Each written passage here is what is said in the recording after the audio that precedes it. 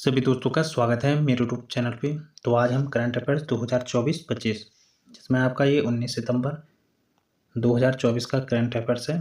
तो आप लोग जिस भी एग्ज़ाम की तैयारी कर रहे हैं, चाहे आप लोग सेंट्रल एग्ज़ाम और जो आपकी स्टेट लेवल के एग्ज़ाम है, तो दोनों में आपकी करंट अफेयर्स पूछी जाती है। तो आज का जो फर्स्ट क्वेश्चन है, अंतर्राष्ट्रीय सौर गठबंधन का 101वां सदस्य जो देश बना है वो कौन सा बना है? तो इसका जो राइट आंसर हो जाएगा, तो ऑप्शन नंबर आपका बी हो जाएगा।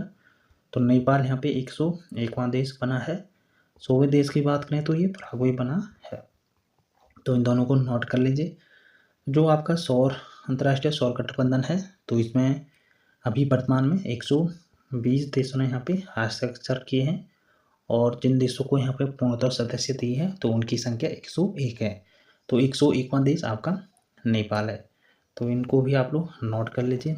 अब अंतर्राष्ट्रीय जो सौर गठबंधन है, इंटरनेशनल सोलर अलायंस, तो इसमें नवीनतम जो सदस्य देश हैं तो एक नेपाल है और दूसरा अभी पराग्वे जुड़ा है।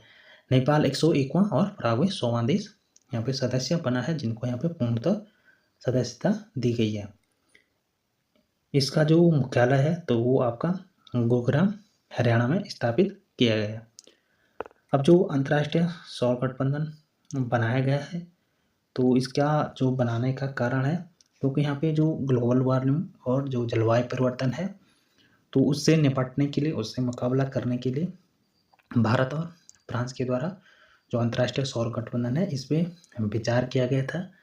तो भारत के उस टाइम के प्रधानमंत्री नरेंद्र मोदी और फ्रांसीसी जो राष्ट्रपति थे फ्रांसवा ओलंदा, 2015 में पेरिस में एक समिट आयोजित की गई थी, संयुक्त राष्ट्र फ्रेमवर्क कन्वेंशन, तो COP21।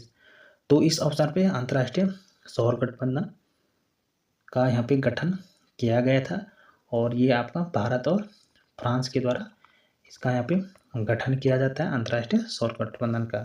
तो इस एग्जाम में पूछा जा सकता है, इसकी डेट के बारे में पूछा जा सकता है। 2015 में भारत और फ्रांस के द्वारा, और ये जो समिट हुई थी तो ये पेरिस में हुई थी और COP21। तो इस मौके पे यहाँ पे इसको बनाया जाता है अंतर्राष्ट्रीय सौर गठबंधन। तो इससे रिलेटेड आप लोग इतने पॉइंट नोट कर लीजिए। नेक्स्ट एक क्वेश्चन है, सैन्य अभ्यास जो युद्धाभ्यास है भारत और किस देश के मध्य होता है? तो ये भारत और अमेरिका के मध्य किया जाता है। Option number C right answer हो जाएगा। तो 2024 का ये 20वां संस्करण है। तो 20वां यहाँ पे ये संस्करण है जो आपका किया जाएगा राजस्थान में, ये किया जाएगा। तो इसको भी नोट कर लीजिए कहाँ पे ये किया जाएगा, राजस्थान में। नेक्स्ट है, इसके बारे में देख लेते हैं। तो 2024 का जो युद्धाभ्यास है तो ये भारत और अमेरिका के बीच कहाँ पे किया जाएगा, राजस्थान के महाजन फील्ड फायरिंग रेंज में। तो 9 से 22 सितंबर 2024 तक ये आयोजित होगा। इसके अलावा अन्य जो अभ्यास हुए हैं 2024 में, इसमें आपका मित्र शक्ति, तो ये किया जाता है भारत और श्रीलंका के बीच। तो आपका 2024 में हुआ है और ये हुआ है श्रीलंका के मतुरु आयु स्थित आर्मी ट्रेनिंग स्कूल में ये किया गया है और जो आपका 12 से 25 अगस्त 2024 में किया गया था। तो इसको भी नोट कर लीजिए। इसके अलावा जो अल नजह है तो ये आपका हुआ है भारत और ओमान के बीच 2024 में ये हुआ है और इसकी जो डेट है 13 से 26 सितंबर 2024 तक ये आपका ओमान में किया गया था। तो ये सारे जो 2024 में सैन्य युद्धाभ्यास हैं उनको नोट कर लीजिए। इसके अलावा नेक्स्ट क्वेश्चन है, देश की प्रथम जो नमो भारत रैपिड रेल सेवा है उसका शुभारंभ किया गया है। तो कहाँ से इसका शुभारंभ किया गया है? तो ऑप्शन नंबर आपका डी हो जाएगा, गुजरात से। तो पहले जो नमो भारत रैपिड रेल सेवा का शुभारंभ किया गया है तो ये गुजरात से किया गया है। अब इसके बारे में अन्य डिटेल देख लेते हैं। तो भारत की जो पहली वंदे मेट्रो सेवा है तो इसका नाम बदल के नमो भारत रैपिड रेल कर दिया गया है।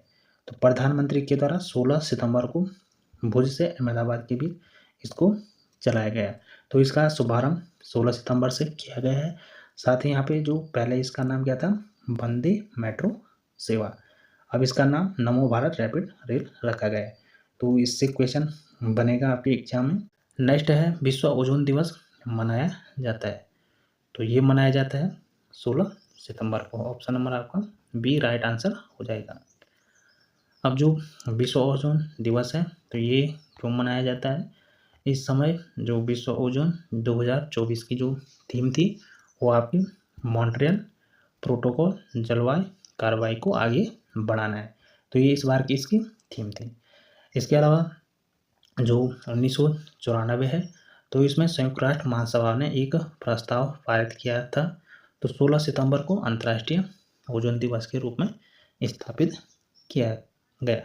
तो यहाँ से पूछा जा सकता है कि संयुक्त राष्ट्र महासभा ने कब ये प्रस्ताव पारित किया गया था कि जो अंतर्राष्ट्रीय ओजोन संरक्षण दिवस है वो स्थापित किया जाएगा। तो ये 16 सितंबर 1994 को ये प्रस्ताव यहाँ पे पारित किया गया था।